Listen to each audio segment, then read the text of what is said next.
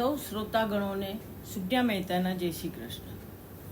હવે આપણે 10મા સ્કંદના ઉત્તરાર્ધ વિશે ચર્ચા કરશું. તેમાં સૌ પ્રથમ જરાસંઘનો પ્રસંગ આવે છે. તો એમાં આપણે પહેલો ટોપિક જોઈએ છે, જરાસંઘને 17 વાર પરાજય આપ્યો. શ્રી સુખદેવજી આગળ બોલ્યા, હે રાજન, પતિના મૃત્યુ બાદ દુઃખથી પીડાયેલી કંસની 2 રાણીઓ અસ્થિ અને પ્રાપ્તિ પિતા જરાસંઘને ઘેર ચાલી ગઈ. તેમણે પોતાનું વિધવા થવાનું સર્વ કારણ પિતાને જણાવ્યું. આથી જરાસંઘ જમાઈનું વેર લેવા અને યાદવોનો સંહાર કરવા સેના સાથે મથુરાને ઘેરી લીધું. જરાસંઘે બંને ભાઈઓ શ્રીકૃષ્ણ અને બલરામને સૈન્ય સહિત ઘેરી લીધા. જરાસંઘની સેનાથી પોતાના સૈન્યને પીડા પામતું જોઈ બંને ભાઈઓએ ધનુષ્ય ધારણ કરી બાણો છોડવા લાગ્યા. જરાસંઘના સૈન્યનો નાશ થયો અને તેનો રથ ભાંગી પડ્યો. એટલે બલરામે તેને પકડી વરુણ પાસ તથા મનુષ્ય પાસો વડે બાંધવા માંડ્યો. પણ શ્રીકૃષ્ણે તેમને અટકાવ્યા. જરાસંઘે શરમાઈને તપ કરવાનો સંકલ્પ કર્યો, પણ અન્ય રાજાઓએ લૌકિક નીતિ વાક્યો કહીને અટકાવ્યો. તેથી તે મગધ દેશ તરફ ચાલ્યો ગયો. શ્રીકૃષ્ણે જરાસંઘનું અઢળક ધન રાજા ઉગ્રસેનને અર્પણ કર્યું. જરાસંઘે આમ 17 વાર મથુરા પર ચડાઈ કરી, પણ શ્રીકૃષ્ણે રક્ષેલા યાદવોએ તેના સૈન્યને હાર આપી. તેને દરેક વખત પાછો કાઢ્યો. 18મી વાર તે કાળ યવનની સાથે શ્રીકૃષ્ણ સાથે લડવા આવ્યો. તે કાળને પહેલો મોકલ્યો. મથુરા ઉપર બેવડું સંકટ આવેલું જોઈ શ્રીકૃષ્ણે વિચાર્યું, આ કાળ યવને મહાદેવજીનું વરદાન છે, એટલે તેને મારાથી મારી શકાશે નહીં. હવે આપણે જોઈએ, ભગવાને દ્વારકા નગરી વસાવી. ભગવાને વિચાર્યું કે કાળ યવન આવે તે પહેલાં યદુવંશીઓના રક્ષણ માટે મનુષ્ય પેસી ન શકે તેવો કિલ્લો બંધાવી બધા યાદવોને ત્યાં મોકલી દે, પછી કાળ યવનનો નાશ કરાવવો. આમ વિચારી ભગવાન શ્રી કૃષ્ણે વિશ્વકર્મા પાસે સમુદ્રની વચ્ચે એક મજબૂત કિલ્લો તૈયાર કરાવી તેની અંદર એક સુવર્ણ નગરી બનાવવાની આજ્ઞા કરી. વિશ્વકર્માએ સમુદ્રમાં સુવર્ણ નગરી બનાવી. એ નગરીની બહાર નીકળવાનો રસ્તો ન મળતા યાદવોએ પૂછ્યું, દ્વાર ક્યાં? એથી તેનું નામ પડ્યું દ્વારકા. ભગવાન શ્રી કૃષ્ણે સઘળા યાદવોને દ્વારકામાં વસાવ્યા. તેમણે બલરામને પ્રજાનું રક્ષણ કરવા દ્વારકામાં રાખ્યા અને પોતે હથિયાર વિના મથુરા નગરીના દરવાજામાંથી બહાર નીકળ્યા. હવે આપણે જોઈએ કાળ યવનનો નાશ. શ્રી કૃષ્ણે આયુધ વિના પગપાળા જતા જોઈ કાળ યવન પણ આયુધ વિના શ્રી કૃષ્ણની પાછળ દોડ્યું. શ્રી કૃષ્ણ તેને પર્વતની ગુફા તરફ લઈ જવા લાગ્યા. કાળ યવન પણ તેની પાછળ બૂમો પાડતો, હે કૃષ્ણ, ઊભો રહી, યુદ્ધ કર, આમ કહી પાછળ જવા લાગ્યો. ભગવાન શ્રી કૃષ્ણ તેની બૂમો સાંભળ્યા વગર પૃથ્વીની ગુફામાં પેસી ગયા. ગુફાની અંદર રાજશ્રી મુચુકુંદ સૂતેલા હતા. તેની ઉપર ભગવાને પિતાંબર ઓઢાડી દીધું. પાછળ આવતા કાળ યવને ગુફામાં પ્રવેશી મુચુકુંદ રાજર્ષિને શ્રી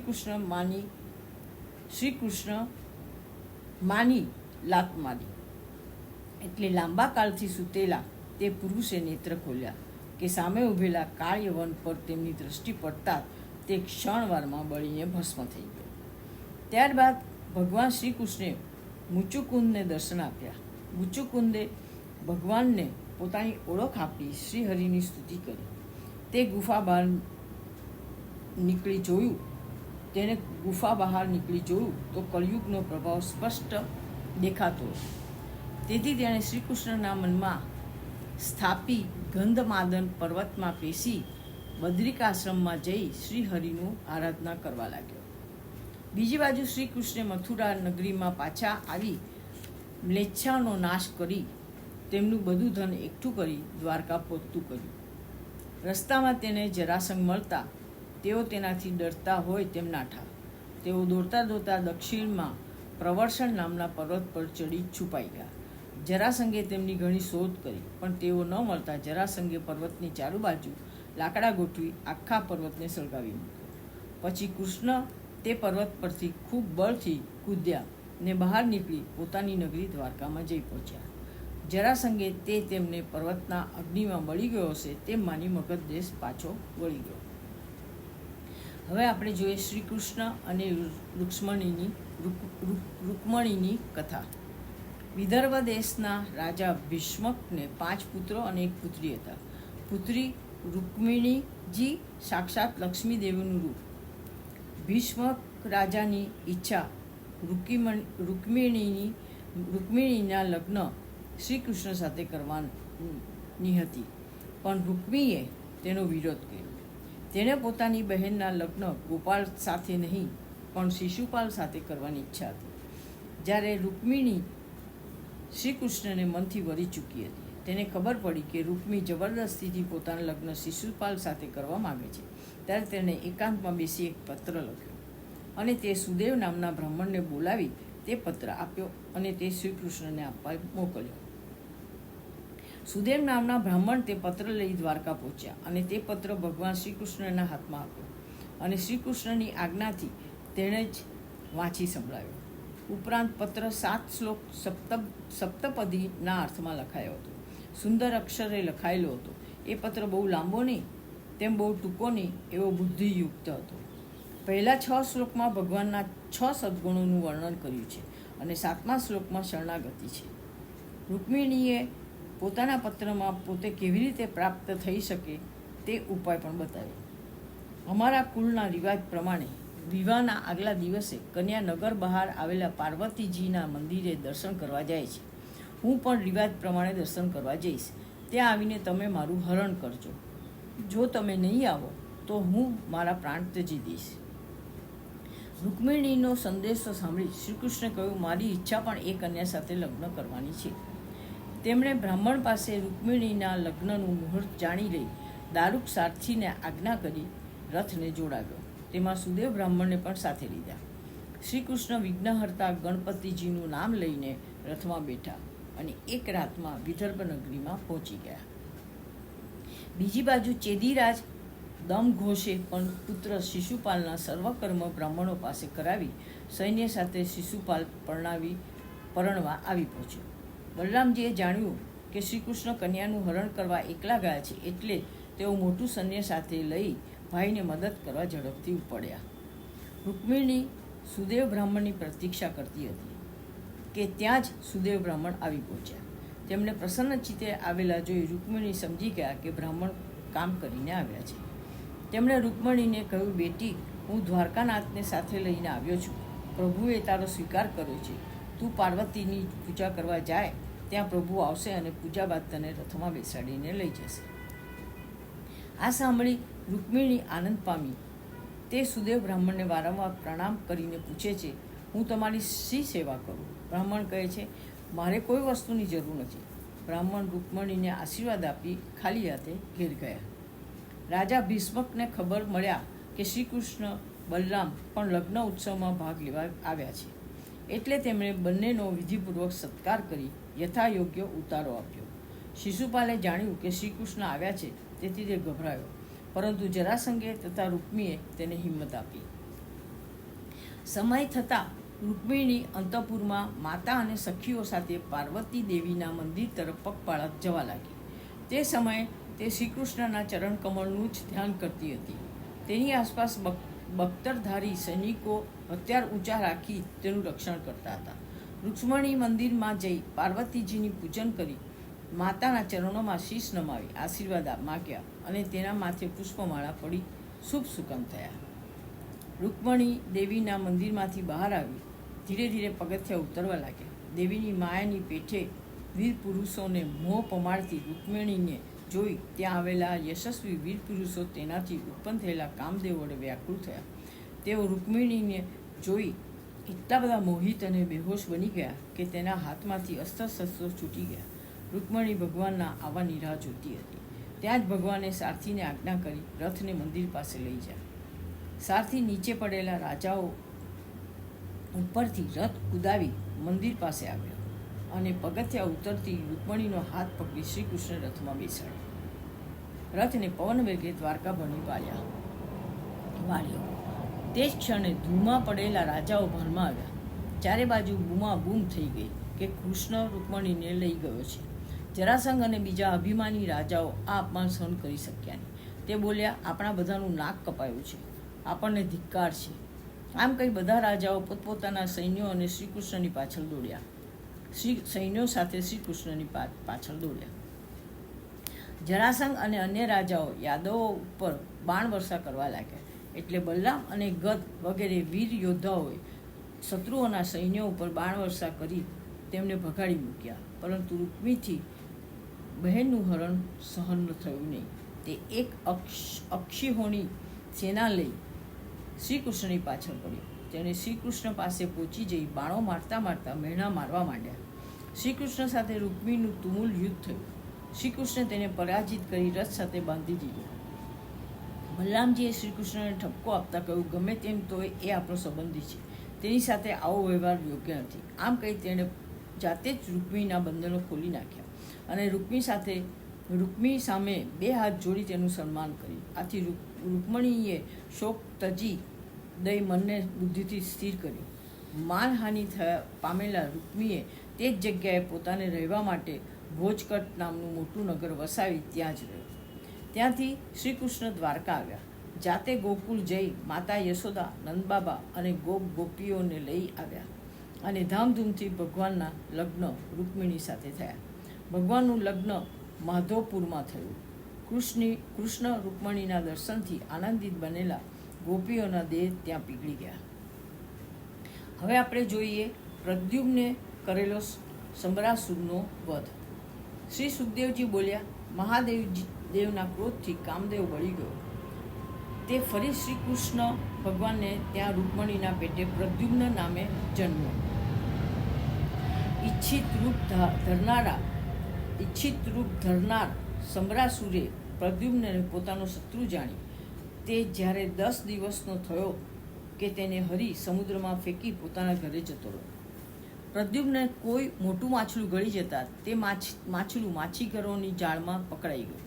માછીમારોએ તે માછલાને સંબરાસુરને ભેટ તરીકે આપતા તેને રસોડામાં લઈ જવાયો અને માછલાને છરીથી ચીરતા તેમાંથી બાળક નીકળ્યું. તે બાળકને સંબરાસુરની દાસીને સોંપવામાં આવ્યું.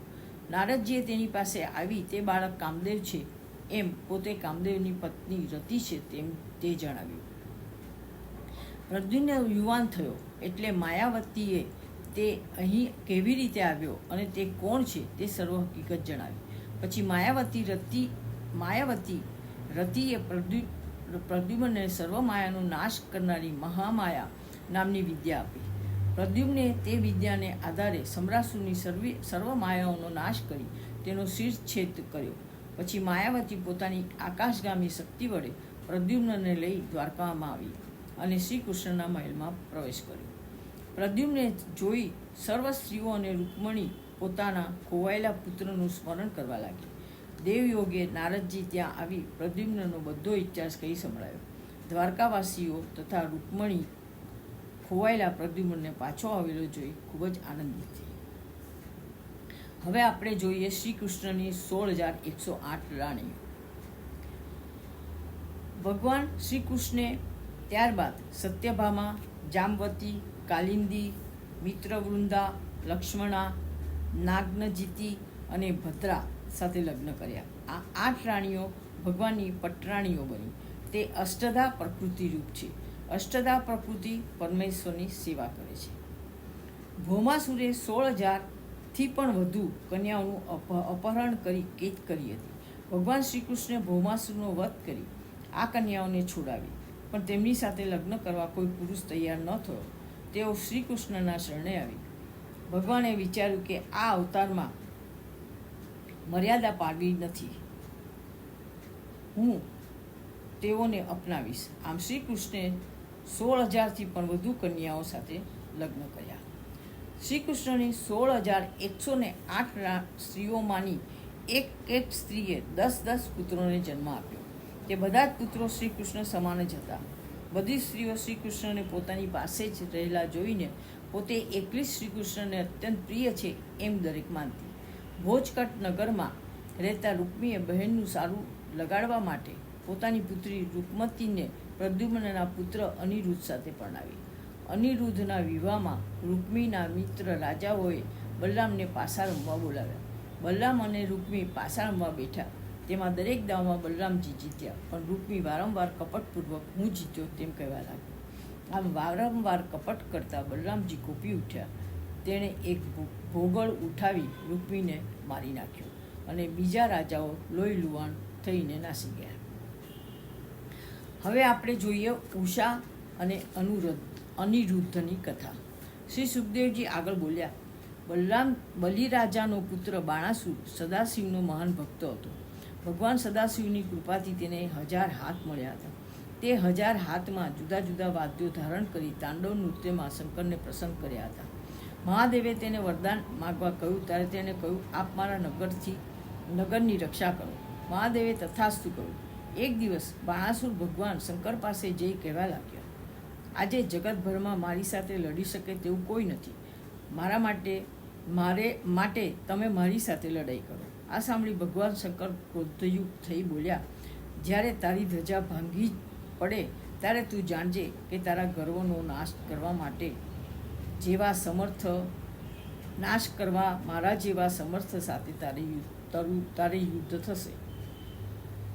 આ સાંભળી બાણાસુર હર્ષ પામી યુદ્ધની રાહ જોવા લાગ્યો. બાણાસુરની ઉષા નામની પુત્રીએ એક દિવસ સ્વપ્નમાં અનિરુદ્ધના દર્શન થયા અને સ્વપ્નમાં જ તેના લગ્ન થયા. તેણે કદી અનિરુદ્ધને જોયો નહોતો. તેણે આ વાત સખી ચિત્રલેખાને કરી. ચિત્રલેખાએ ઉષાને વર્ણવેલ પુરુષના વર્ણન પરથી અનેક ચિત્રો દોરી બતાવ્યા. જ્યારે તેણે અનિરુદ્ધનું ચિત્ર દોર્યું ત્યારે તે બોલી ઉઠી, આ જ છે. ચિત્રલેખા યોગ વિદ્યા જાણનારી હતી. તેથી અનિરુદ્ધને શ્રીકૃષ્ણનો પૌત્ર જાણી આકાશ માર્ગે તેનું હરણ કરવા દ્વારકા નગરી આવી. પણ દ્વારકાને ફરતો સુદર્શનનો પહેરો જોઈ તે કંઈક વિચારવા લાગી. ત્યાં નારદજી મળતા તેમની સાથે સલાહ સૂચન કરી. નારદજીએ સુદર્શન સાથે વાતો કરવાનો પ્રયત્ન કર્યો અને ચિત્રલેખાએ તકનો લાભ લઈ મહેલમાં પ્રવેશી યોગ વિદ્યાથી પલંગ સાથે અનિરુદ્ધને ઉઠાવીને શોણિતપુરમાં લાવી ઉષાના મહેલમાં મૂક્યો. ઉષા અને અનિરુદ્ધ મહેલમાં ગુપ્ત રીતે આનંદ ભોગવતા. તેથી ઉષાના શરીરમાં ગર્ભ રહ્યો અને તેના શરીરમાં થતા ફેરફાર જોઈ દ્વારપાળોને શંકા થઈ. તેમણે આ વાત બાણાસુરને જણાવી. બાણાસુરે ઉષાના મહેલમાં તપાસ કરાવી કે તેમણે ત્યાં અનિરુદ્ધને જોયો. બાણાસુરે અનિરુદ્ધને પકડી લેવા સૈનિકોને આજ્ઞા કરી. અનિરુદ્ધે દરવાજાની ભોગળ ઉઠાવી સૈનિકોને લોહી લુહાણ કરી નાખ્યા. તેથી બાણાસુરે અનિરુદ્ધને નાગપાસથી બાંધ્યો. આ બાજુ દ્વારકામાં અનિરુદ્ધને ન જોતા તેના સગા સંબંધીઓ શોક કરવા લાગ્યા. તેવામાં નારદજીએ ત્યાં આવી અનિરુદ્ધના સમાચાર આપ્યા. એણે યદુવંશીઓ તેને છોડાવવા માટે સેના લઈ શ્રીકૃષ્ણ અને બલરામ સાથે શોણિતપુર ગયા અને ચારે બાજુથી બાણાસુરના નગરને ઘેરી લીધું. બાણાસુરે ક્રોધે ભરાઈ સૈન્ય સાથે સામો આવ્યો. ભગવાન શંકર પણ આપેલા વરદાન પ્રમાણે પોતાના પુત્રો સાથે તેની મદદમાં આવ્યા. તે સમયે શ્રીકૃષ્ણ અને શંકરનું મહાતુમુલ યુદ્ધ થયું તથા અન્ય રાજાઓ પણ સામસામે યુદ્ધ કરવા લાગ્યા. ત્યારબાદ બાણાસુર શ્રીકૃષ્ણ સાથે યુદ્ધ કરવા આવ્યો ત્યારે ભગવાને સુદર્શન ચક્ર છોડી બાણાસુરના હાથ કાપવા માંડ્યા.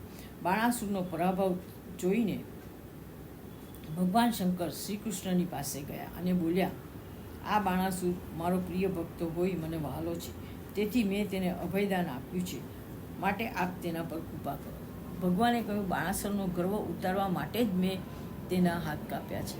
4 હાથ જે બાકી રહ્યા છે તે ધારણ કરી બાણાસુર તમારો મુખ્ય પાર્ષદ થઈ સર્વ તરફથી નિર્ભય થશે. પછી બાણાસુર શ્રીકૃષ્ણના શરણે આવી પ્રણામ કર્યા.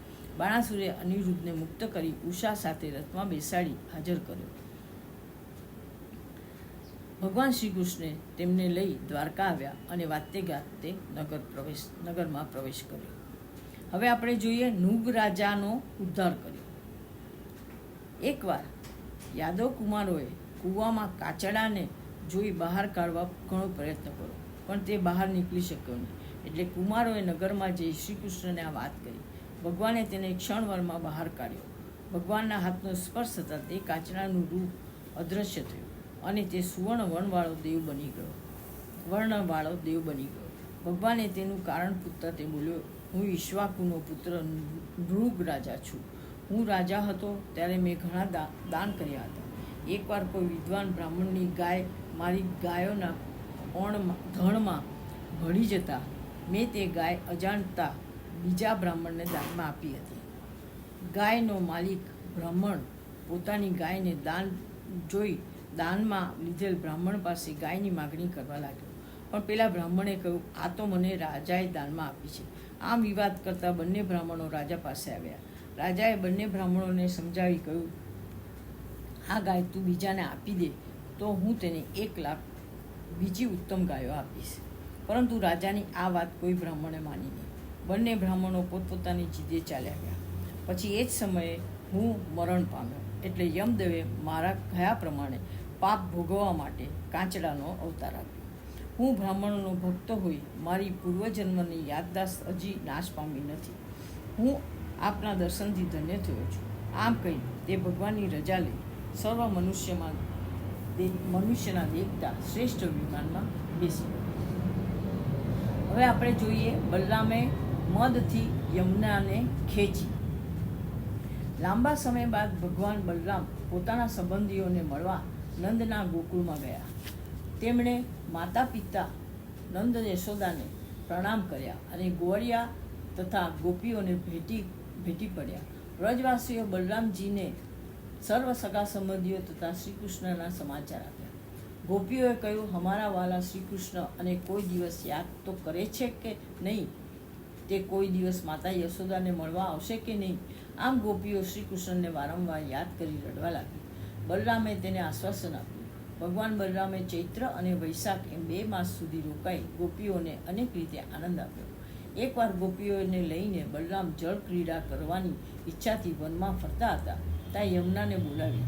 યમુનાએ તેમને મદિરાથી મત્ત થયેલા જોયા એટલે યમુના ત્યાં આવીને બલરામને ગુસ્સો આવ્યો. તેણે હળ લઈ યમુનાનો પ્રવાહ છિન્ન ભિન્ન કરવા તૈયાર થયા. તેમનું રૌદ્ર સ્વરૂપ જોઈ યમુનાજી ભયભીત થઈ બલરામજીના પગમાં પડી પ્રાર્થના કરવા લાગ્યા. એટલે બલરામે તેને છોડી દીધા. હવે આપણે જોઈએ શ્રી કૃષ્ણે પૌંડ્રકનો વધ કર્યો. બલરામજી નંદના વ્રજમાં ગયા અને કરુષ દેશના મૂર્ખ રાજા પૌંડ્રકે હું વાસુદેવ છું એમ માની શ્રી કૃષ્ણ પાસે દૂત મોકલ્યો. મૂર્ખ અને અજ્ઞાનીઓએ તેને પ્રોત્સાહિત કરતા તે પોતાને અચ્યુત ભગવાન માનતો હતો. તેણે શ્રી કૃષ્ણને પોતાનો સંદેશો કહેવડાવ્યો, હે કૃષ્ણ, તમે વાસુદેવ નામ છોડી અમારે શરણે આવો, અગર મારી સાથે યુદ્ધ કરો. પૌંડ્રક રાજાની બડાઈ સાંભળી શ્રી કૃષ્ણે કહ્યું, તું તારા રાજાને કહેજે કે હું આનો જવાબ દેવા ત્યાં આવીશ. શ્રી કૃષ્ણ કાશી ગયા. એટલે પૌંડ્રકનો મિત્ર કાશીપતિ પણ મોટું સૈન્ય લઈ ચડી આવ્યો. શ્રી કૃષ્ણે પૌંડ્રકને જોયો તો તેણે શંખ, ચક્ર, તલવાર, ગદા, ધનુષ્ય અને શ્રીવત્સ ચિહ્ન વગેરેથી યુક્ત કૌસ્તુભ મણિ પહેરેલો, પિતાંબર ધારણ કરતો અને રથ પર ગરુડની ધજા રાખતો હતો. તેનો વેશ જોઈ શ્રી કૃષ્ણ ખૂબ હસ્યા અને બોલ્યા, તારે લડવું હોય તો આવી જા, હું લડવા તૈયાર છું. પછી ભગવાને તીક્ષ્ણ બાણો મારી પૌંડ્રક રાજાને રથ વિનાનો કરી સુદર્શન ચક્રથી તેનું માથું કાપી નાખ્યું. તે જ રીતે કાશીરાજનું મસ્તક પણ એવું ઉડાડ્યું કે તે કાશીનગરમાં જઈ પડ્યું. હવે આપણે જોઈએ સુદક્ષિણનો નાશ કર્યો. કાશીરાજનું મસ્તક કુંડળો સાથે ઉડીને કાશીનગરીના રાજદ્વારમાં પડ્યું. તેને જોઈ પુત્રો, સગા સંબંધીઓ તથા શેરીઓ પોંકો મૂકી રડવા લાગ્યા. કાશીરાજના પુત્રે સુદક્ષિણે પોતાનું વેર લેવા પરમ એકાગ્ર મનથી શંકર ભગવાનની પૂજા કરી. ભગવાન શંકરે પ્રસન્ન થઈ વર માગવા કહ્યું.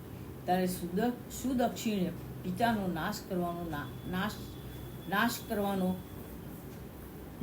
નાશ કેવી રીતે કરવો તેનો ઉપાય ભગવાન પાસે માગ્યો. ભગવાન શંકરે કહ્યું, તું બ્રાહ્મણોની સાથે રહી શત્રુ મારણના પ્રયોગ તરીકે દક્ષિણાગ્નિનું આરાધન કર, એટલે તે તારો સંકલ્પ પૂરો કરશે. પણ આ ઉપાય તું બ્રાહ્મણ ભક્તો ઉપર કરીશ તો તેનું પરિણામ વિપરીત આવશે. સુદક્ષિણે શ્રી કૃષ્ણ ઉપર અભિચાર કરી પછી અગ્નિમાં પ્રયોગ કર્યો. એટલે અગ્નિકુંડમાંથી મૂર્તિમાન અગ્નિ પ્રકટ થયો. તે અતિશય ભયંકર હતો. તે ધરણી ધ્રુજાવતો અને દિશાઓને બાળતો દ્વારકા તરફ દોડ્યો. દ્વારકાવાસીઓ શ્રી કૃષ્ણને શરણે ગયા. શ્રી કૃષ્ણે દિવ્ય દ્રષ્ટિથી જોયું કે આ અગ્નિ તે શંકરની કૃત્યા છે.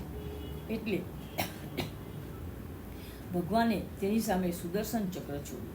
સુદર્શન સુદર્શન ચક્ર આગળ અગ્નિનો પરાજય થતાં તે કાશીમાં પાછું ફરી સુદક્ષિણ તથા ઋત્વિજોને બાળી નાખ્યા. સુદર્શન ચક્ર પણ તેની પાછળ જતા આખી કાશી નગરીને બાળી નાખી. હવે આપણે જોઈએ બલરામ દ્વિવિધ વાનરનો વધ કર્યો. દ્વિવિધ નામનો વાનર નરકાસુરનો મિત્ર હતો. શ્રી કૃષ્ણે નરકાસુરનો નાશ કર્યો એટલે મિત્રનો બદલો લેવા તે વાનરે આનર્ત દેશમાં કોલાહલ મચાવી દીધો. તે પ્રજાને અનેક રીતે રંજાડતો. એકવાર બલરામજી સ્ત્રીઓની વચમાં ગીત ગાતા ફરતા હતા ત્યારે વાનર અનેક પ્રકારની બીભત્સ ચેષ્ટા કરવા લાગ્યો તથા સ્ત્રીઓના વસ્ત્ર ખેંચી ફાડવા લાગ્યો. તેથી બલરામજી ગુસ્સે થઈ તેની સાથે યુદ્ધ કરવા લાગ્યા. અંતે બલરામજીએ મુષ્ટિ પ્રહાર કરી તેને મારી નાખ્યો. હવે આપણે નવો ટોપિક જોઈએ. બલરામે હસ્તિનાપુર ખેંચ્યું. જામવતીનો પુત્ર સાંબ સ્વયંવરમાંથી દુર્યોધનની પુત્રી લક્ષણાનું હરણ કરી ગયો. તેથી કૌરવો કોપાયમાન થયા. વૃદ્ધ ભીષ્મની સંમતિ લઈ કર્ણ, ધુરી, શલ, યજ્ઞકેતુ તથા દુર્યોધન સાંબની પાછળ પડ્યા. કૌરવ મહારથીઓને પાછળ આવતા જોઈ સાંબ ઊભો રહી તેમની સાથે યુદ્ધ કરવા લાગ્યો. કૌરવોએ સાંબને ઘેરી પકડી લીધો અને તેને કન્યાને પકડી નગરમાં કેદ કર્યા. દેવર્ષિ નારદે દ્વારકામાં જઈ આ સમાચાર શ્રી કૃષ્ણને આપ્યા એટલે યાદવો ગુસ્સે થયા. પણ બલરામજીએ તેમને શાંત કરી પોતે મંત્રીઓ સાથે હસ્તિનાપુર ગયો. બલરામજીએ કૌરવનો અભિપ્રાય જાણવા માટે પોતે બહારના બગીચામાં રહ્યા અને ઉદ્ધવજીને ધૃતરાષ્ટ્ર પાસે મોકલ્યા. ઉદ્ધવજીએ ધૃતરાષ્ટ્ર, ભીષ્મ, દ્રોણ વગેરેને પ્રણામ કરી બલરામજી આવ્યાના સમાચાર મોકલ્યા. કૌરવોએ બલરામનું સ્વાગત કર્યું. બલરામજીએ કહ્યું, તમે ઘણાઓને મળીને એકલા સાંબને અધર્મથી કેદ કર્યો છે. આપણો સંબંધ જળવાઈ રહે તે માટે સાંબને જલ્દીથી સોંપી દો. કોપેલા કૌરવો બલરામજીને ઘણા કઠોર વાક્યો સંભળાવી નગરમાં પાછા ફર્યા. એટલે બલરામજી ક્રોધથી તમતમી ઉઠ્યા અને બોલ્યા, બધી જ રીતે અભિમાની બની છકી ગયેલા દુષ્ટો શાંતિ ઈચ્છતા નથી. તેમણે મારું પણ અપમાન કર્યું. મને વારંવાર દુષ્ટ વાક્યો કહ્યા છે. તેથી આજે હું પૃથ્વીને કૌરવો વિનાની કરીશ. આમ કહી બલરામજીએ હાથમાં હળ લઈ હળની અણીથી હસ્તિનાપુરને ઉખેડી ગંગામાં ફેંકી દેવા લાગ્યા. તેમણે હસ્તિનાપુરને ખેંચ્યું એટલે નગર ડગમગતું ખેંચાવામાં લાગ્યું. આ જોઈ કૌરવો ગભરાયા અને બલરામજીને શરણે ગયા. લક્ષ્મણા અને સામને આગળ કરી પોતાના અપરાધની ક્ષમા માગવા લાગ્યા. બલરામજીએ તેમને અભયદાન આપ્યું. હવે આપણે જોઈએ શ્રી કૃષ્ણને અનેક સ્વરૂપે જોઈ નારદજીને થયેલ આશ્ચર્ય.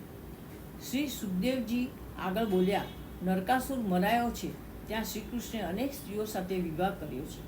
એવું નારદજીએ સાંભળતા તેમને ભગવાનનો ગૃહ સંસાર જોવાની ઈચ્છા થઈ. તેમને થયું કે 2-4 સ્ત્રીઓના પતિથી કેવી દુર્દશા થતી હોય છે. તે એકને રાજી રાખવા જાય તો બીજી નારાજ થાય. જ્યારે શ્રી કૃષ્ણ તો 16,108 રાણીઓના પતિ છે. તે બધી સ્ત્રીઓ સાથે કેવી રીતે રહેતા હશે? નારદજીને થયું કે હું દ્વારકામાં જઈને રાણીઓને ચડાવીશ. તેમની રાણીઓ રીસાશે અને ભગવાન તેને કેવી રીતે મનાવે છે તે મારે જોવું છે. નારદજીએ દ્વારકા આવી પ્રથમ નગરનું નિરીક્ષણ કર્યું. પછી રૂક્ષ્મણીના મહેલમાં જઈ રૂક્મણીજી શ્રી કૃષ્ણને ચામર ઢોળી રહ્યા હતા. ભગવાને નારદજીને જોઈ ઊભા થઈ પ્રણામ કર્યા અને પોતાના આસન પર બેસાડી ચરણ ધોઈ નારદજીનું પૂજન કર્યું. પછી બોલ્યા, હે દેવર્ષિ, અમે આપનું કયું કાર્ય કરીએ? નારદજીએ કહ્યું, હે પ્રભુ, આપના ચરણ કમળના દર્શન અમને નિષ્દિન થતા રહે એવી મારી અભિલાષા છે. આમ ત્યાંથી રજા લઈ નારદજી સત્યભામાના મહેલમાં દાખલ થયા. ત્યાં ભગવાને પોતાની પત્ની અને ઉદ્ધવજી સાથે પાસા રમતા હતા. ત્યાં શ્રી કૃષ્ણનો શૃંગાર અલગ હતો. નારદજી આમ દરેક મહેલમાં ગયા ત્યાં શ્રી કૃષ્ણ અલગ અલગ પ્રવૃત્તિ કરતા હતા. આથી નારદજીના આશ્ચર્યનો પાર રહ્યો નહીં. તે પ્રભુની વાહ કરવા લાગ્યા. હવે આપણે જોઈએ શ્રી કૃષ્ણનો નિત્યક્રમ. શ્રી કૃષ્ણ રોજ સવારે 4 વાગે ઉઠતા. સવારે બ્રાહ્મ મુહૂર્તમાં ઉઠી હાથ પગ ધોઈ જળનું આચમન કરી પોતાના સ્વરૂપનું ધ્યાન કરવા બેસી જતા. પછી ભગવાન સ્નાન કરતા. ત્યારબાદ શ્રી કૃષ્ણ ઉપાસના, સંધ્યા ઉપાસના તથા અગ્નિહોમ કરી મૌન ધારણ કરી ગાયત્રી મંત્રનો જપ કરતા. પછી સૂર્યને અર્ધ્ય આપી પોતાના અંશરૂપ દેવો, ઋષિઓ ને પિતૃઓને તૃપ્ત કરી વૃદ્ધ અને બ્રાહ્મણોની પૂજા કરતા. પછી 13,084 ગાયો દરરોજ બ્રાહ્મણોને રેશમી વસ્ત્ર, મૃગ ચર્મ તથા તલ સાથે દાનમાં આપતા. પછી પિતાંબર, દિવ્ય વસ્ત્ર, આભૂષણ, પુષ્પમાળા, ચંદન વગેરે ધારણ કરતા. પછી ઘી, દર્પણ, ગાયો, બળદો, બ્રાહ્મણો તથા દેવોના દર્શન કરતા. સર્વ વર્ણના લોકોની ઈચ્છા પ્રમાણે તેઓને ઇષ્ટ વસ્તુઓ આપતા. પછી રથમાં બેસી સુધર્મા નામની સભામાં પ્રવેશ કરતા. આ સભામાં બેસતાને ભૂખ, તરસ, શોક, મોહ, અવસ્થા, મૃત્યુ જેવી ઉર્મિઓ સતાવતી નહીં. હવે આપણે જોઈએ રાજાઓના દૂતે શ્રી કૃષ્ણને કરેલી વિનંતી. એકવાર શ્રી કૃષ્ણ સુધર્માની સભામાં બેઠા હતા. ત્યાં એક અજાણ્યો માણસ આવી ભગવાનની અનુજ્ઞા લઈ સભામાં હાજર થયો. તેણે શ્રી કૃષ્ણને નમસ્કાર કરી જરાસંઘે કેદ કરેલા રાજાઓનું દુઃખ જણાવ્યું અને કહ્યું, આપ કૃપા કરીને અમને આ દુઃખમાંથી મુક્ત કરો. આપ અમને આ જરાસંઘ નામના કર્મજન્ય પાસેથી છોડાવો. આ પ્રમાણે રાજદૂત કહેતો હતો કે ત્યાં દેવર્ષિ નારદ પ્રકટ થયા. ભગવાને તેમનું યથાયોગ્ય સ્વાગત કરી પૂછ્યું, હે નારદજી, પાંડવો હમણાં શું કરવા ઈચ્છે છે? નારદજીએ કહ્યું, હે વિભો, પાંડવ રાજા યુધિષ્ઠિર હમણાં ચક્રવર્તી પણાની ઈચ્છાથી રાજસૂય મહાયજ્ઞનું યજન કરશે. માટે આપ તેમની એ કામનાને સંમતિ આપજો.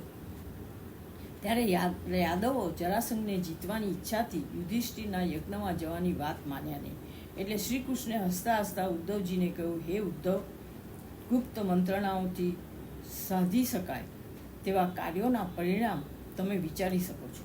માટે આ બાબતે જે કરવા યોગ્ય હોય તે કહો. શ્રી કૃષ્ણનું કહ્યું સાંભળી ઉદ્ધવજીએ દેવર્ષિ નારદ, સભાસદો તથા શ્રી કૃષ્ણના મત જાણી બોલ્યા, હે દેવ, આપે રાજસૂય યજ્ઞ કરવા તૈયાર થયેલા યુધિષ્ઠિરને સહાય કરવી જોઈએ તથા આપને શરણે આવેલા રાજાઓનું રક્ષણ પણ કરવું જોઈએ.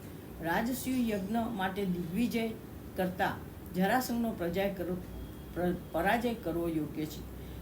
એ માટે ભીમ સાથે તેનું દ્વંદ્વ યુદ્ધ કરાવવું જોઈએ. જરાસંઘ બ્રાહ્મણોની યાચનાઓને કદી ઠુકરાવતો નથી. એટલે ભીમસેને બ્રાહ્મણનો વેશ લઈ તેની સાથે દ્વંદ્વ યુદ્ધની માગણી કરી. જરાસંઘ તે માગણી ઠુકરાવશે નહીં.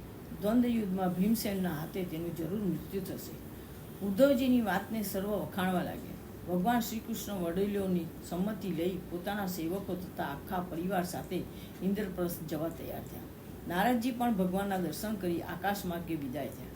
જરાસંઘના કેદી રાજાઓનો દૂત પણ પોતાના માર્ગે ગયો. તે કેદી રાજાઓ પાસે જઈ ભગવાન શ્રી કૃષ્ણનો સંદેશો જણાવ્યો. એટલે તે રાજાઓ શ્રી કૃષ્ણની વાટ જોવા લાગ્યા. ભગવાન શ્રી કૃષ્ણ ઇન્દ્રપ્રસ્થ પહોંચ્યા. શ્રી કૃષ્ણ આવ્યા છે તે જાણી યુધિષ્ઠિર પ્રસન્ન થયા. તેમની સામે ગયા. તેઓ શ્રી કૃષ્ણને વારંવાર ભેટ્યા. તેમજ બધા ભાઈઓ તથા શ્રી કૃષ્ણને હર્ષથી ભેટ્યા. ત્યારબાદ શ્રી કૃષ્ણ કુંતાજી, દ્રૌપદીને તથા અન્ય વડીલજનોને મળ્યા. કુંતાજીની સૂચના પ્રમાણે દ્રૌપદીએ શ્રી કૃષ્ણની પત્નીનો આદર સત્કાર કરી સૌને નિવાસ માટે ઉતાર આપ્યા. પછી યુધિષ્ઠિરે રાજસૂય યજ્ઞની ઈચ્છા જણાવી. ત્યારે શ્રી કૃષ્ણે તેમને સર્વ રાજાઓને જીતી પોતાની પૃથ્વીને વશ કરી યજ્ઞની સર્વ સામગ્રીઓ તૈયાર કરી મહાયજ્ઞ કરવાનું જણાવ્યું. યુધિષ્ઠિરે આ માટે ચારે ભાઈઓને ચારે દિશાઓમાં દિગ્વિજય કરવા મોકલી આપ્યા. બધા ભાઈઓએ સર્વ દિશાઓ જીતી પુષ્કળ ધન લાવી રાજા યુધિષ્ઠિરને આપ્યું. યુધિષ્ઠિરે જાણ્યું કે જરાસંઘ હજુ જીતાયો નથી. તેથી તેઓ વિચારમાં પડ્યા. પરંતુ શ્રી કૃષ્ણ તેમને ઉદ્ધવજીએ કહેલો ઉપાય જણાવ્યો. હવે જરાસંઘનો વધ જોઈએ.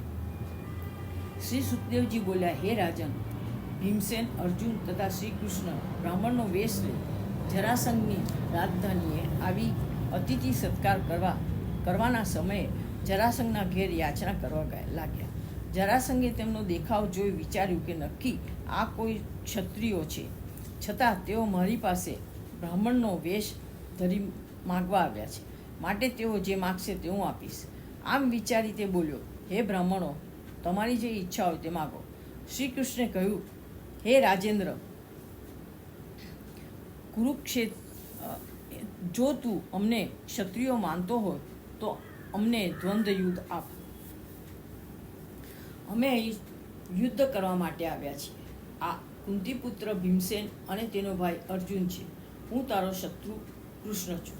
આ સાંભળી જરાસંઘે કહ્યું, હું ભીમસેન સાથે યુદ્ધ કરીશ, કારણ તે મારા જેવો બળવાન છે. આમ કહી જરાસંઘે 2 ગદા મંગાવી યુદ્ધ કરવા નગરની બહાર નીકળ્યા. જરાસંઘ અને ભીમસેન વચ્ચે ગદા યુદ્ધ શરૂ થયું. યુદ્ધને 27 દિવસ વીતી ગયા, છતાં કોઈ નિર્ણય આવ્યો નહીં. એટલે ભીમસેને શ્રી કૃષ્ણને જરાસંઘને મારવાનો ઉપાય પૂછવા લાગ્યા. શ્રી કૃષ્ણે કહ્યું, યુદ્ધ કરતા તું મારી સામે જોજે, હું તને સંકેત કરું તે પ્રમાણે કરજે. ભગવાન શ્રી કૃષ્ણે ભીમસેનમાં પોતાનું તેજ મૂકી બળવાન બનાવ્યો.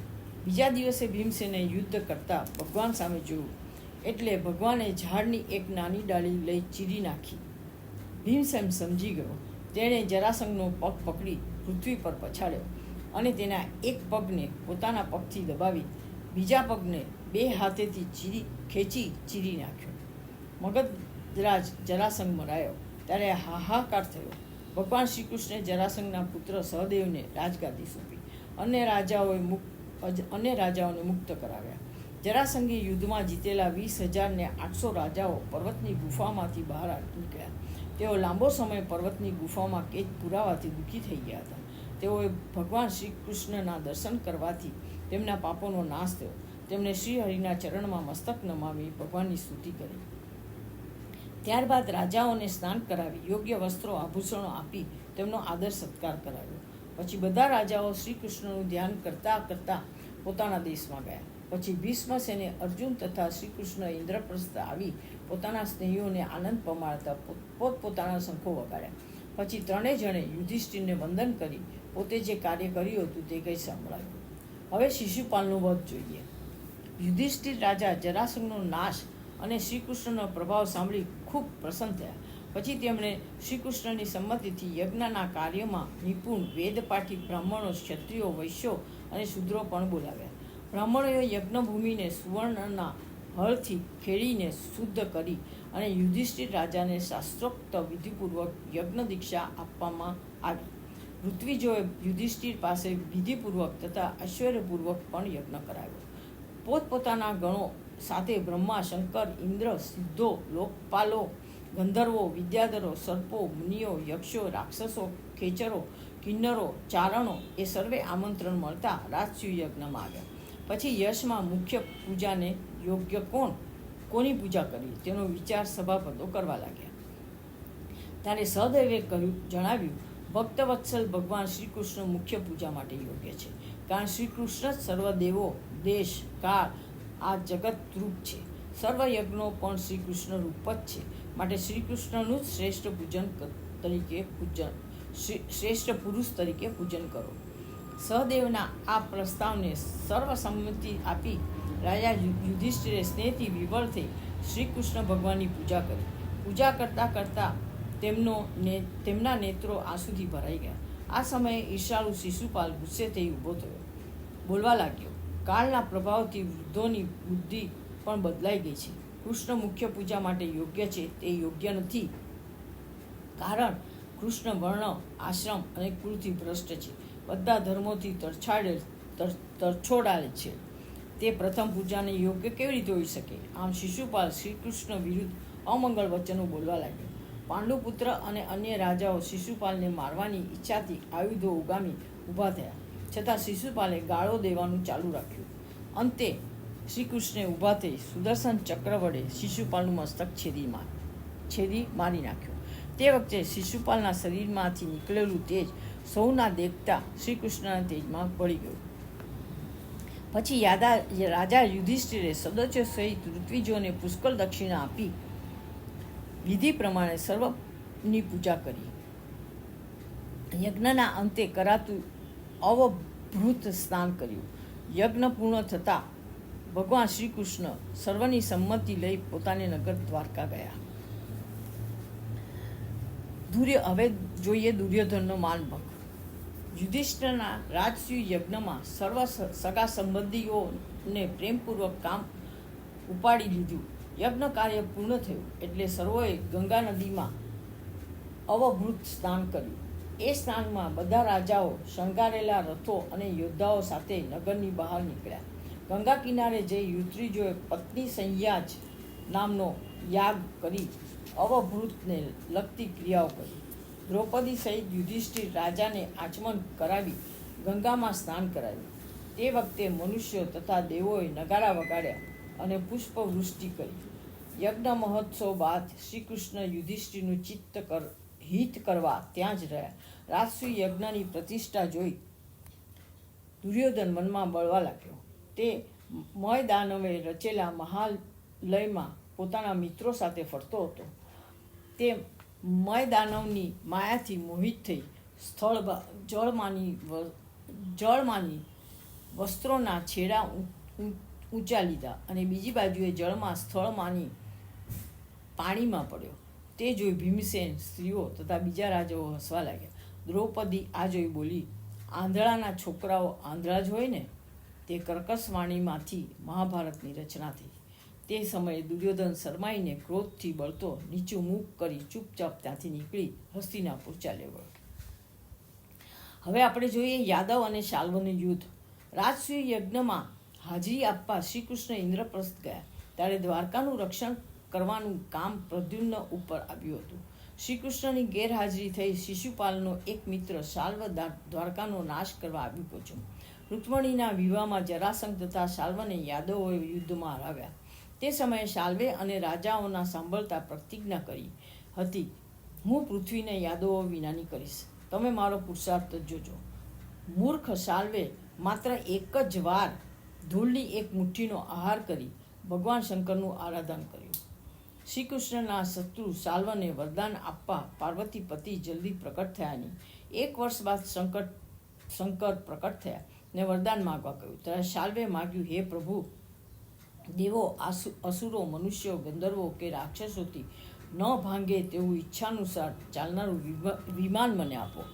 શંકર ભગવાને મય દાનવને આજ્ઞા કરી એટલે મય દાનવે શોભ નામનું લોઢાનું વિમાન બનાવી શાલ્વને આપ્યું. શાલ્વ તે વિમાન મેળવી મોટી સેના સાથે દ્વારકા ઉપર ચડી આવ્યો અને વિમાનમાંથી શસ્ત્રોનો વરસાદ વરસાવી આખા નગરને ઉજ્જળ કરવા લાગ્યો. તેથી મહાયશસ્વી વીર પ્રદ્યુમ્ન તેમજ બીજા ધનુર્ધારી સેનાપતિઓ બખ્તરો પહેરી નીકળી પડ્યા. પછી શાલ્વનું અને તેના યોદ્ધાઓનું યાદવો સાથે રૂવાટા ઊભા કરે તેવું તુમુલ યુદ્ધ થયું. શાલ્વ માયાવી હતો, તેથી અનેક જાતની માયાઓ ઉત્પન્ન કરી યાદવોને ભય ઉપજાવતો હતો.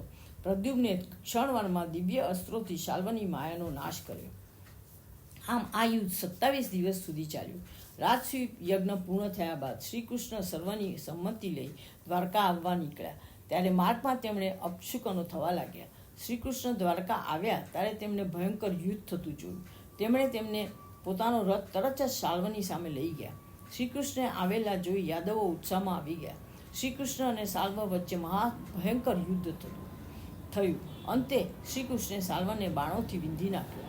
તેના બખ્તરને, ધનુષને તથા મસ્તકના મણીને કાપી નાખ્યો. ગદાનો પ્રહાર કરી વિમાનના ચૂરા કરી દીધા અને તે સમુદ્રના જળમાં પડ્યું. તેથી શાલ્વ તેને છોડી ગદા લઈ શ્રી કૃષ્ણની સામે ધસ્યો. શ્રી કૃષ્ણે સુદર્શન ચક્ર છોડી તેનું મસ્તક કાપી નાખ્યું. તે વખતે મનુષ્યમાં હાહાકાર થઈ રહ્યો હતો. આ વખતે મિત્રોના વેરનો બદલો લેવા ક્રોધથી દંતવક્ર ધસી આવ્યો. તે હાથમાં ગદા લઈ બંને પગથી પૃથ્વીને કંપાવતો આવતો હતો. શ્રી કૃષ્ણ રથમાં ઉપરથી નીચે ઉતરી તેની સામે ગયા. ત્યારે દંતવક્રે શ્રી કૃષ્ણના મસ્તક ઉપર ગદાનો પ્રયોગ કર્યો. ત્યારે શ્રી કૃષ્ણે ભારે કૌમોદકી ગદા શત્રુને છાતીમાં મારી એટલે દંતવક્રનું હૃદય તરત જ ગદાથી ચીરાઈ ગયું ને તે લોહી ઓગતો પૃથ્વી પર પડ્યો. દંતવક્રના શરીરમાંથી નીકળેલું તેજ શ્રી કૃષ્ણમાં સમાઈ ગયું. શિશુપાલ અને દંતવક્રએ જય વિજય પાર્ષદોના અવતાર હતા. ત્યારબાદ દંતવક્રનો ભાઈ વિદુરથ ભાઈના શોકથી વ્યાપ્ત હાથમાં ઢાલ તલવાર લઈ લડવા આવ્યો. ત્યારે શ્રી કૃષ્ણે સુદર્શન ચક્રથી તેનું મસ્તક ઉડાવી દીધું. હવે આપણે જોઈએ બલરામે રોમહર્ષણનો વધ કર્યો. પાંડવો અને કૌરવો વચ્ચે મહાભારત યુદ્ધની તૈયારીઓ થઈ રહી હતી. બલરામજી તેમાં તટસ્થ રહેવા માગતા હતા, એટલે તીર્થયાત્રા કરવા નિમિત્તે તેઓ દ્વારકામાંથી નીકળી પડ્યા.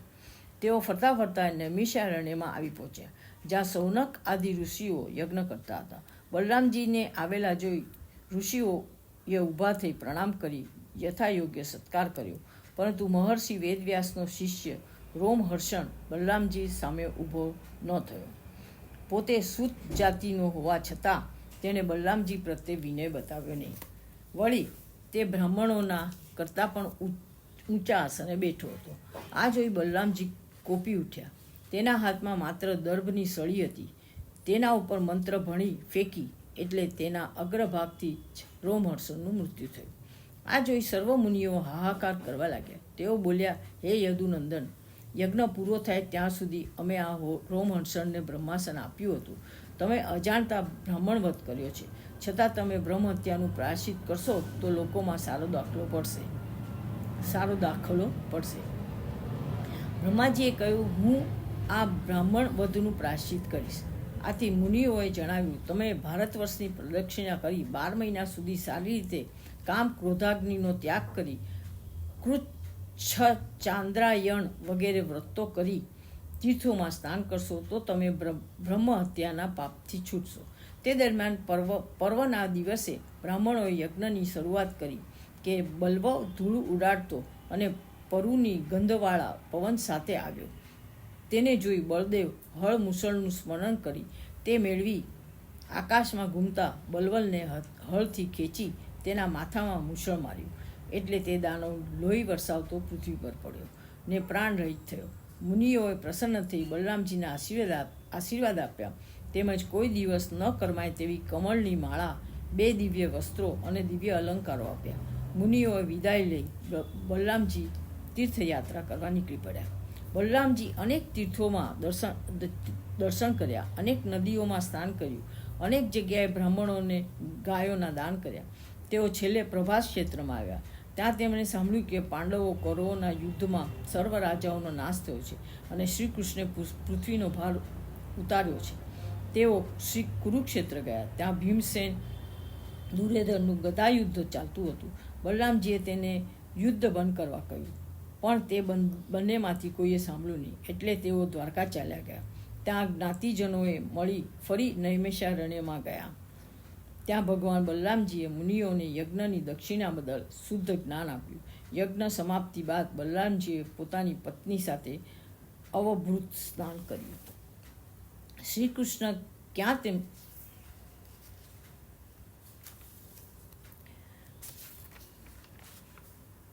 હવે આપણે જોઈએ સુદામાજીની કથા. શ્રી કૃષ્ણ અને બલરામ સાંદીપની ગુરુના આશ્રમમાં વિદ્યાભ્યાસ કરવા માટે ગયા. ત્યાં સુદામા નામે એક બ્રાહ્મણ પુત્ર પણ અભ્યાસ કરતો હતો.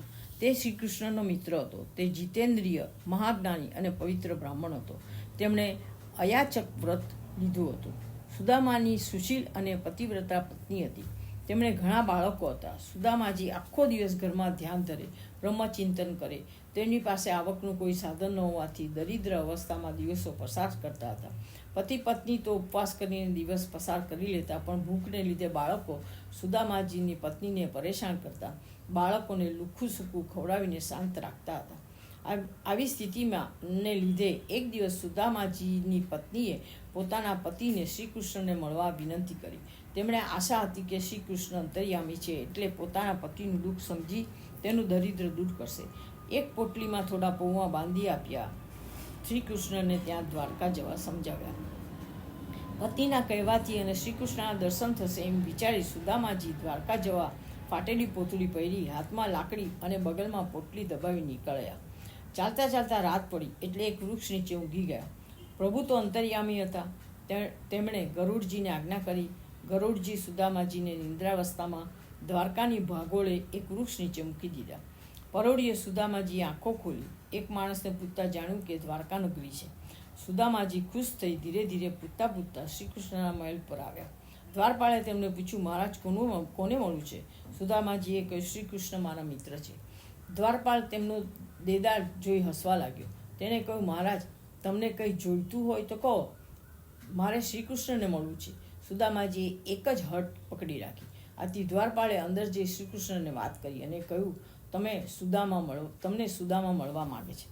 સુદામાજી શ્રી કૃષ્ણ દોડતા દ્વાર પાસે ગયા અને બૂમાબૂમ કરવા લાગ્યા, ક્યાં છે સુદામાજી?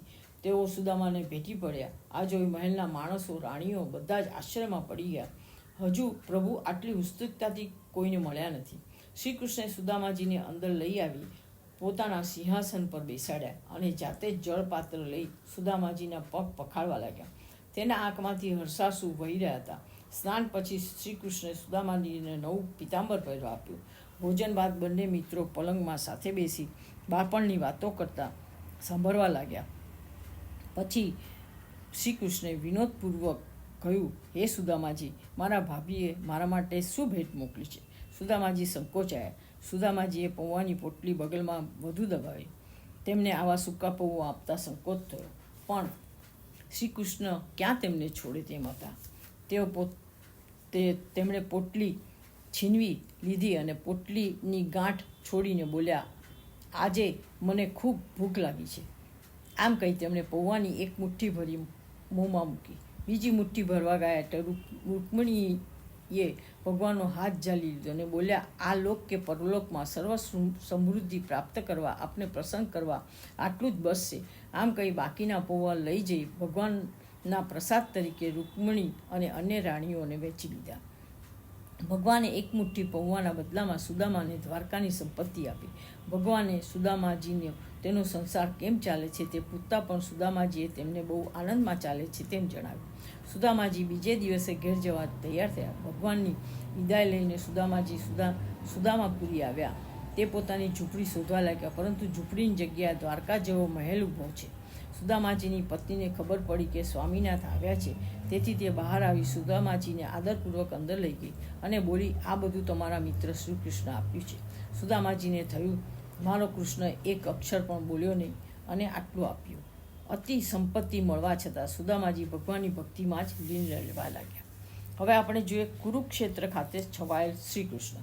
બલરામ અને શ્રી કૃષ્ણ દ્વારકામાં રહેતા હતા ત્યારે એકવાર મોટું સૂર્યગ્રહણ થયું. જ્યોતિષીઓએ તેમની આગાહી કરી એટલે સૂર્યગ્રહણના સમયે દાન પુણ્ય કરવાની ઈચ્છાથી લોકો કુરુક્ષેત્રમાં સમંત પંચક ક્ષેત્રમાં જવા લાગ્યા. ત્યાં જે ધરાઓમાં પરશુરામે ક્ષત્રિયોનું લોહી ભર્યું હતું તે ધરાઓ તીર્થ થયા હતા અને તેમાં સ્નાન કરવાથી પાપોનું પ્રાયશ્ચિત થાય છે એવી માન્યતા હતી. દ્વારકામાંથી બધા યાદવો કુરુક્ષેત્રમાં આવ્યા. વ્રજભૂમિમાંથી નંદરાય સાથે ગોપી ગોવાળિયાઓ, ઇન્દ્રપ્રસ્થમાંથી પાંડવો પરિવાર સાથે તથા દેશ પ્રદેશના રાજાઓ આવ્યા. યાદવોએ કુરુક્ષેત્રના તીર્થમાં જઈ સ્નાન કરી ઉપવાસ કર્યા અને બ્રાહ્મણોને ગાયોના દાન કર્યા. બધા શ્રી કૃષ્ણને મળી ખૂબ જ આનંદ પામ્યા. શ્રી કૃષ્ણના દર્શનથી નાશ પામેલા પાપોવાળા તે સર્વ સંબંધીઓ કૃષ્ણની સ્તુતિ કરવા લાગ્યા. અંધક અને કૌરવવંશીઓની સ્ત્રીઓ ભેગી મળી શ્રી કૃષ્ણની કથાઓ પરસ્પર કહેવા લાગી. દ્રૌપદીએ શ્રી કૃષ્ણની પત્નીઓને પૂછ્યું, ભગવાન શ્રી કૃષ્ણ તમને કેવી રીતે પરણ્યા તે અમને કહો. ત્યાં રૂકમણી, સત્યભામા, જામવતી, કાલંદી, ભદ્રા, સત્યા, મિત્રવંદા, લક્ષ્મણા તથા બીજી સર્વ રાણીઓએ ભગવાનને કેવી રીતે મેળવ્યા તે જણાવ્યું. શ્રી કૃષ્ણ વિશે તેમની રાણીઓએ કહેલો તે સ્નેહ સંબંધ સાંભળી કુંતાજી, ગાંધારી, દ્રૌપદી, સુભદ્રા બધી રાણીઓ ખૂબ જ નવાઈ પામી. હવે આપણે જોઈએ કુરુક્ષેત્રમાં વસુદેવનો યજ્ઞ મહોત્સવ. શ્રી કૃષ્ણ અને બલરામના દર્શનની ઈચ્છાથી વેદવ્યાસ, નારદ, પરશુરામ જેવા અનેક ઋષિમુનિઓ ત્યાં આવ્યા. તેમને જોઈ બધાએ ઊભા થઈ પ્રણામ કર્યા. બલરામ અને શ્રી કૃષ્ણે પણ તેમનું સ્વાગત કર્યું. પછી શ્રી કૃષ્ણે તેમની સહુની સ્તુતિ કરતા કહ્યું, જળમય તીર્થો તથા લાંબા કાળે પવિત્ર કરે છે, પણ સત્પુરુષો તો દર્શનથી જ તરત પવિત્ર કરે છે. ભગવાન શ્રી કૃષ્ણનું વચન સાંભળી બ્રાહ્મણો ચૂપ રહ્યા. પછી તેઓ બોલ્યા, ભગવાન સર્વેશ્વર હોવા છતાં પણ કર્માધીન મનુષ્યની પેઠે બોલે છે. આપણા ચરણ કમળનું ધ્યાન યોગીજનો નિત્ય કરે છે. તે ચરણ કમળને આજે અમે પ્રત્યક્ષ જોવા શક્તિમાન થયા છીએ. માટે અમારા ઉપર કૃપા કરી અમને આપની ઉત્તમ ભક્તિ આપો. મુનિઓએ આમ સ્તુતિ કરી બધાની રજા લઈ પોતપોતાના આશ્રમમાં જવા તૈયાર થયા. એટલે વસુદેવે ઊભા થઈ પ્રણામ કરી, હે મહર્ષિઓ, જે કર્મ કરવાથી કર્મનો નાશ થાય છે તે કર્મ આપ અમને કહેવા કૃપા કરો. ઋષિઓ બોલ્યા, હે વસુદેવ, ધીર પુરુષે ઘરની સર્વ કામનાઓ તથા સ્વર્ગ વગેરેની પ્રાપ્તિની ઈચ્છા તજવી જોઈએ. તમે ઋષિગણ અને તમે ઋષિ ઋણ તથા પિતૃ ઋણ એ બેમાંથી મુક્ત થયા છો. હવે યજ્ઞો કરી દેવોના ઋણથી મુક્ત થઈ ઘરનો ત્યાગ કરો. વસુદેવે તેમને પ્રણામ કરી યજ્ઞના ઋત્વિજ તરીકે વર્ણન કર્યું. તેથી તે ઋષિઓએ કુરુક્ષેત્રમાં વસુદેવજી પાસે ઉત્તમ વિધિવાળા યજ્ઞોથી ભગવાનનું યજન કરાવ્યું. યજ્ઞ દિશા ચાલુ થઈ ત્યારે સ્નાન કરી સુંદર વસ્ત્રાભૂષણો પહેરી ચંદનલેપ લગાવી વસુદેવની સ્ત્રીઓ હાથમાં પૂજા સામગ્રી લઈ દિશા શાળામાં આવી. વસુદેવનો 18 પત્નીઓ સાથે અભિષેક કર્યો. વસુદેવે દરેક યજ્ઞમાં વિધિથી ભગવાન વિષ્ણુનું પૂજન કર્યું. બ્રાહ્મણોને દક્ષિણામાં પુષ્કળ ધન તેમજ ગાયોના દાન કર્યા. સર્વ વર્ણના લોકો તથા પ્રાણીઓને અન્નથી તૃપ્ત કર્યા. પછી બધાને ભેટો આપી સત્કાર કરી વિદાય આપી. પછી શ્રીકૃષ્ણ, બલરામ અને ઉગ્રસેન વગેરે નંદરાય તેમજ અન્ય ગોવાળીઓની પૂજા કરી.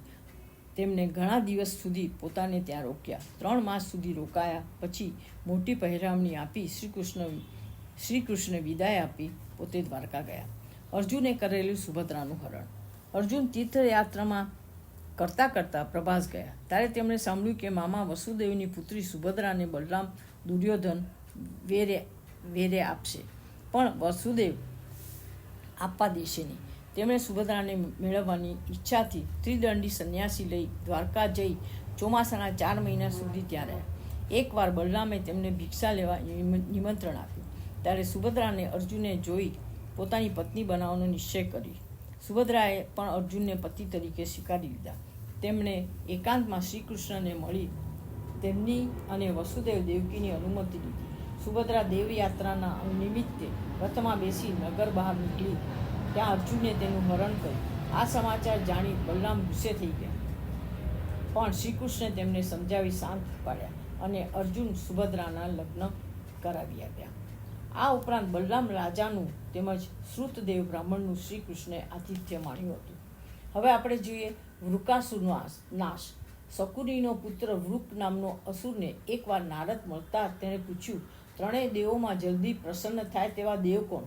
નારદજીએ કહ્યું, તું શંકરદેવનું આરાધન કર, તે તને જલ્દી ફળ આપશે.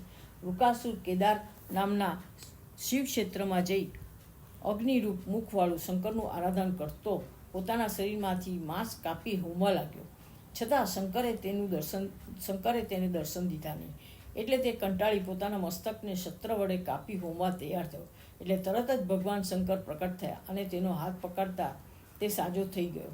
ભગવાને તેને વરદાન માગવા કહ્યું. ત્યારે વૃકાસુરે માગ્યું કે હું જેના મસ્તક ઉપર હાથ મૂકું તે તરત મરણ પામે. આ સાંભળી ભગવાન શંકર ઉદાસ થયા, છતાં તથાસ્તુ કહ્યું.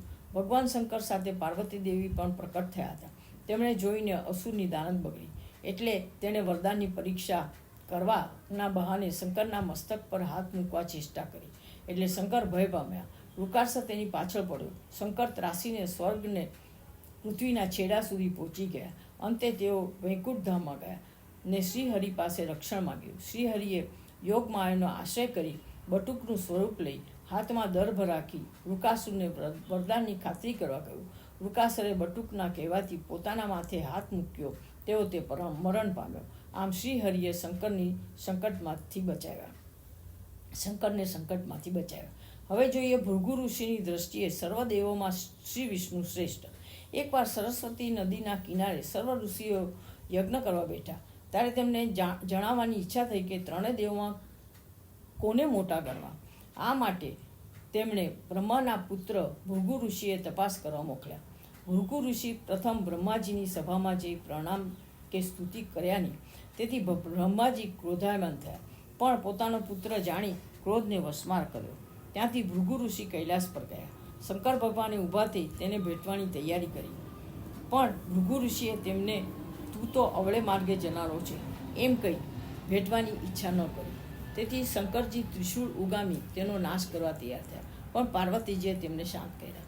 ભૃગુ ઋષિ ત્યાંથી વૈકુંઠ ગયા. ત્યારે વિષ્ણુ ભગવાન લક્ષ્મીજીના ખોળામાં સૂતા હતા. ભૃગુ ઋષિએ તેમને છાતીમાં લાત મારી એટલે ભગવાને ઊભા થઈ તેમને પ્રણામ કરી વિનયપૂર્વક બેસાડી પગ ચંપી કરતા બોલ્યા, હે બ્રહ્મણ, આપના અત્યંત કોમળ પગને મારી કઠોર છાતીમાં પાટું મારવાથી આપના પગમાં વાગ્યું તો નથી ને? ભગવાન વિષ્ણુની વાણી સાંભળી ભૃગુ શાંત અને તૃપ્ત થયા. તેમના નેત્રોમાંથી આંસુ આવ્યા. તેઓ પાછા સરસ્વતી નદીના કિનારે આવી સર્વ ઋષિમુનિઓએ પોતાના અનુભવો જણાવ્યા. આ સાંભળી સર્વના સંશયો દૂર થયા. સર્વને ખાતરી થઈ કે જેમનામાં શાંતિ છે અને જેમનાથી સર્વને અભય થાય છે તે વિષ્ણુ જ સર્વથી મોટા છે. હવે જોઈએ બ્રાહ્મણના પુત્રો ભગવાનને પાછા લાવી આપ્યા. એકવાર અર્જુન શ્રી કૃષ્ણને ત્યાં મહેમાન હતો. તે અરસામાં એક બ્રાહ્મણ પત્નીને પુત્ર જન્મ્યો કે તરત મરણ પામતા તે રાજદ્વારે મૃત પુત્રને લાવી બોલ્યા, ક્ષત્રિયોના કર્મદોષથી મારો પુત્ર મરણ પામ્યો છે. તેણે ત્યાં વારાફરતી 9 બાળકો જન્મ્યા અને તે મરણ પામતા તે બ્રાહ્મણ તે મૃત બાળકોને રાજદ્વારે મૂકી અગાઉ મુજબ બોલતો. 9મા પુત્ર અને અર્જુન દ્વારકામાં હોવાથી બ્રાહ્મણની ગાથા સાંભળી બોલ્યા, હે બ્રાહ્મણ, તમારા શહેરમાં કોઈ ધનુર્ધારી ક્ષત્રિય જ નથી. આ યાદવો તો બ્રાહ્મણો જેવા છે. હું આપના સંતાનોનું રક્ષણ કરીશ. જો હું મારી પ્રતિજ્ઞા નહીં પાડું તો અગ્નિમાં પ્રવેશ કરીશ. બ્રાહ્મણે તેમને આવી પ્રતીક્ષા લેવાનું ના પાડ્યું. છતાં અર્જુને તેને આશ્વાસન આપી ખાતરી આપી એટલે બ્રાહ્મણ ઘરે ગયો. ફરી તેની પત્નીને પ્રસવકાળ આવ્યો ત્યારે અર્જુનને જાણ કરતા અર્જુને બ્રાહ્મણીના સૂતિકા ગૃહને બાણો વડે પિંજર રચીને ઘેરી લીધું. બ્રાહ્મણીએ પુત્ર જન્મ્યો કે તે વારંવાર રડતા શરીર સાથે અદૃશ્ય થઈ ગયો. અર્જુને આયુધો ઉગામી ઇન્દ્રની, અગ્નિની, નૈઋત્યની, સોમની, વાયુની તથા વરુણની નગરી ઉપરાંત રસાતળ, સ્વર્ગ અને પૃથ્વી ફરી વળ્યો, પણ ક્યાંય તેને બ્રાહ્મણ પુત્ર મળ્યો નહીં. અર્જુને પોતાની પ્રતિજ્ઞા પૂર્ણ ન થતાં તે અગ્નિમાં પ્રવેશ કરવા તૈયાર થયો એટલે શ્રી કૃષ્ણે તેને અટકાવી બ્રાહ્મણ પુત્ર બતાવવા કહ્યું. ભગવાન શ્રી કૃષ્ણ અર્જુન સાથે પોતાના દિવ્ય રથમાં બેસી 7 દ્વીપો, 7 સમુદ્રો, 7 પર્વતો, લોકાલોક પર્વત ઓળંગી અંધકારમાં દાખલ થયા. ભગવાને પોતાના ચક્રને પ્રેરણા કરી એટલે તેના પ્રકાશમાં બંને જણા અપાર જ્યોતિના પ્રદેશમાં આવી જળમાં પ્રવેશ કર્યો. જળમાં મહાકાલસુર નામના અદ્ભુત મહેલમાં શેષ ભગવાનને જોયા. તેમના શરીરનું પર્યકાસન બનાવી ઉપર બિરાજેલા શ્રી પુરુષોત્તમ ભગવાનને તેમણે જોઈ બંનેને વંદન કર્યા. એટલે પરમેશ્વર હસતા ગંભીર વાણીથી બોલ્યા, તમને બંનેને જોવાથી ની ઈચ્છાથી મેં બ્રાહ્મણના પુત્રોને અહીં આણ્યા હતા. તમે બંને પૃથ્વી પર જલ્દી અસુરોનો નાશ કરી ફરી મારી પાસે આવતા રહો. બંને જણા પરમેશ્વરને નમી બ્રાહ્મણના પુત્રોને સાથે લઈ પાછા આવ્યા અને તે પુત્રો બ્રાહ્મણને આપ્યા. આમ અર્જુને શ્રી કૃષ્ણની કૃપાથી વિષ્ણુ ભગવાનના શેષશાહી સ્વરૂપ દર્શન કર્યા. આમ આપણે જોયું એટલે કે આટલી બધી વાર્તાઓ, કથાઓ સાંભળી આપણે જોયું કે ભગવાન શ્રી કૃષ્ણ સર્વત્ર છે. તે જ સર્વના આશ્રય સ્થાન છે. તેમ છતાં અધર્મનો અંત કરીને પ્રાણીઓના દુઃખ દૂર કરવા માટે તે અવતાર ગ્રહણ કરે છે. અને અંતમાં આપણે એવું કહી શકીએ કે ભગવાનનો આપણે જય જયકાર કરતા રહેવો જોઈએ. તેમના કર્મોનું અને તેમની લીલાઓનું શ્રવણ, કીર્તન અને ચિંતન કરીને મનુષ્ય પરાભક્તિને પ્રાપ્ત કરે છે અને ભગવાનના પરધામને પ્રાપ્ત કરી લે છે. તેથી ભગવાનની લીલાઓનું શ્રવણ અવશ્ય કરવું જોઈએ. આની સાથે 10મો સ્કંદ સમાપ્ત થાય છે. ઇતિ 10મ સ્કંદ ઉત્તરાર્ધ સમાપ્ત. સૌને સુજ્ઞા મહેતાના જય શ્રી કૃષ્ણ.